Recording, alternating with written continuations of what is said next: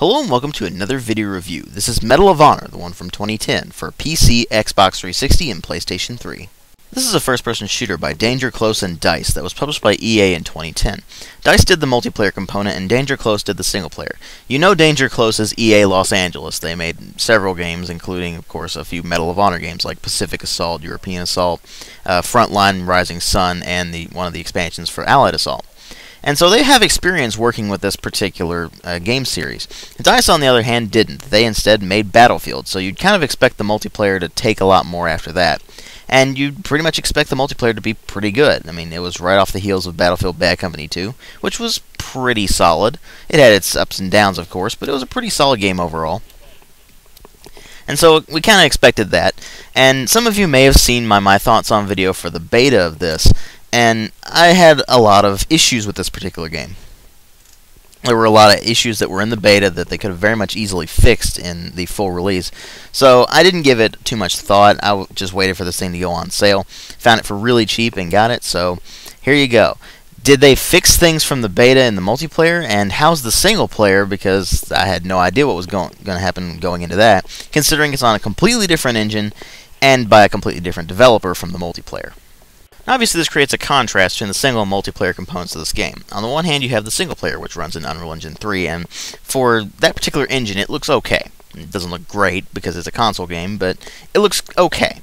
The texture quality being low is fairly common for this sort of thing, just because it is a console game. They don't have the hardware necessary to have all of the bells and whistles. But what they did with it, considering that they have such huge size and scope of these levels, it's actually very impressive. I quite liked how they managed to do that. Only a few problems with it.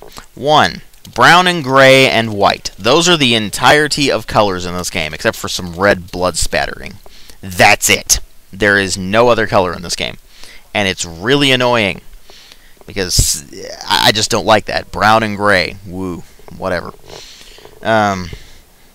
Except in this game, it's more of a tan color than brown, but anyway. So, the colors are an issue. First-person weapon animations are a little robotic, and that's something that's common throughout the Medal of Honor franchise, really. But at least they have multiple animations for reloading. Like, if you have ammo in your magazine, it's a different animation from when you don't have ammo in your magazine. So, that's something else that's kind of nicely done. The only problem is they have the same speed of the animations regardless of how much ammo you have, so it doesn't really matter.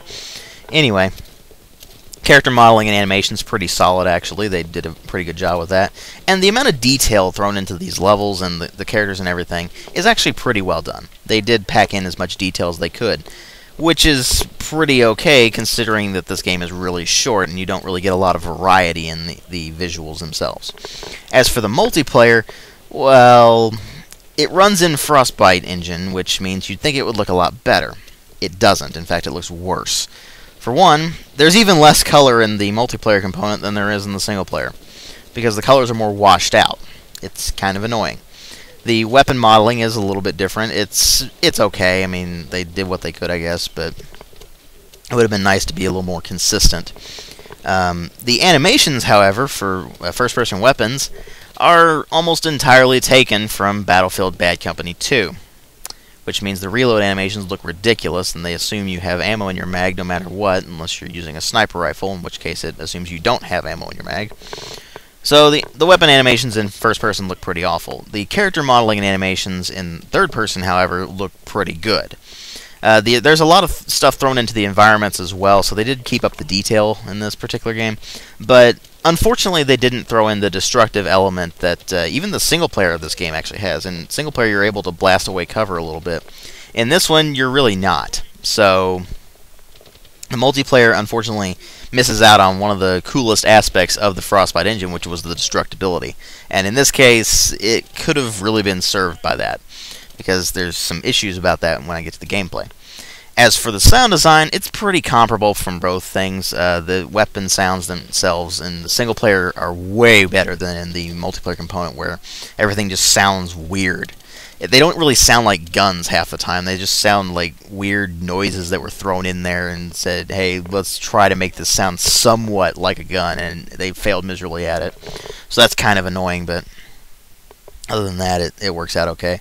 So the single-player game's weapon sounds are much better in that regard. They actually sound like guns. They're not particularly impressive, of course, but they sound like guns.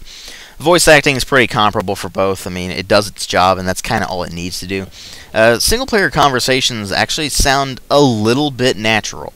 Granted, they're kind of gung-ho and absurd sometimes, but it actually works out okay. The voice acting works.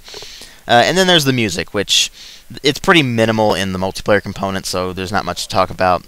But in the single-player, there's some typical war movie stuff going on. There's also some stuff appropriate to the setting, which is, of course, Afghanistan. So, yeah, the sound design is fairly good overall in both components, except for the weapon sounds in the multiplayer component, which just got annoying. But it's not really the presentation that matters. No, what really matters are the story and the gameplay, and the story in this one takes place in Afghanistan conflict, and you play as Tier 1 operators on combat missions. That's it. It's Special Forces operations. So sometimes you're sneaking around, sometimes you're running around guns blazing, sometimes you're just getting ambushed or something like that. It's pretty typical modern military FPS stuff. It's nothing you haven't seen before. Only one problem. You move really, really slowly. The enemy AI is completely stupid. And it's extremely scripted. So there's tons of moments in this game where it just takes control away from you outright and makes you sit there and watch what happens. That's not how you make a game, especially not one that's 4 hours long. I played through this thing on the hard difficulty, okay? It was about 4 hours long.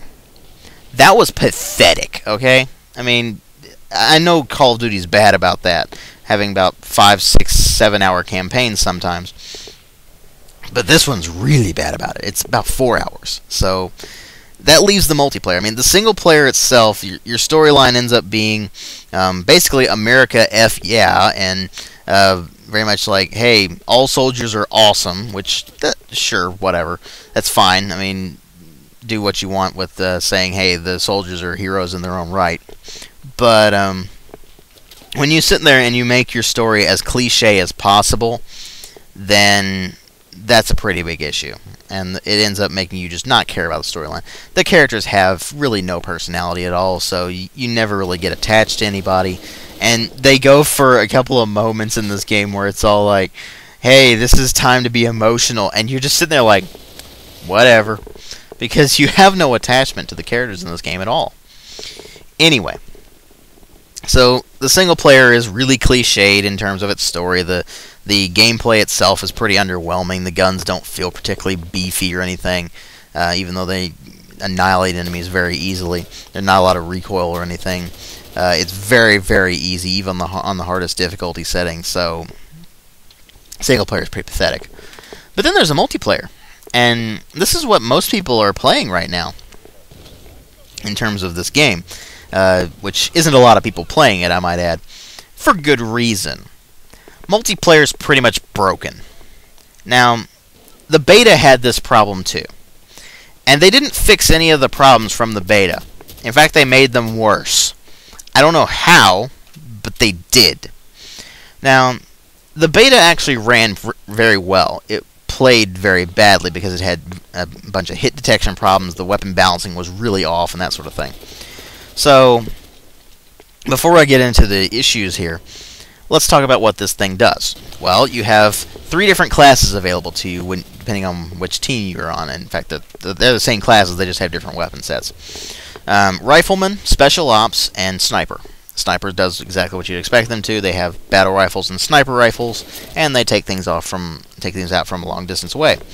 Special Ops is basically your close quarters class, as well as your what would be an anti-vehicle class if there were really vehicles in this game. You don't really find any vehicle-based stuff in this game, so it's not like they're really there for anything but blowing stuff up. And then you have Riflemen, which is pretty much what you expect. They run around with assault rifles and typically grenade launchers as well. That's it.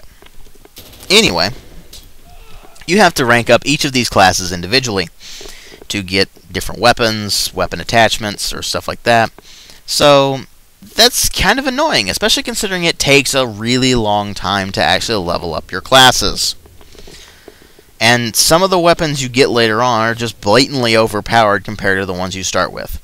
like the LMGs, for instance, which have very, very little recoil and do a ton of damage compared to the assault rifles, where you have to empty about half your magazine to actually hit them enough times to drop them. Now, this is where the hit detection comes in. You're lucky to hit someone, out of a full mag of 30 rounds, you're lucky to hit someone maybe 8 times. Just because the hits won't register. I don't know why, but they won't. Now, Battlefield Bad Company 2 had a problem similar to this as well. It had some pretty bad hit detection. But it's way, way worse than this one. It was like they went to an alpha version of the hit detection system or something like that. Because you'll just never hit your enemy, no matter what you're using. It doesn't matter. You can use assault rifles, SMGs, carbines, sniper rifles. It doesn't matter. You're not going to hit things. Just most of the time, you're just not going to hit them. In fact, I had one instance where a guy was sitting still. I used my sniper rifle on him. I fired right into the guy's chest, and guess what happened? Nothing. You had a big blood puff. It did not register the hit. I don't know why. It just didn't.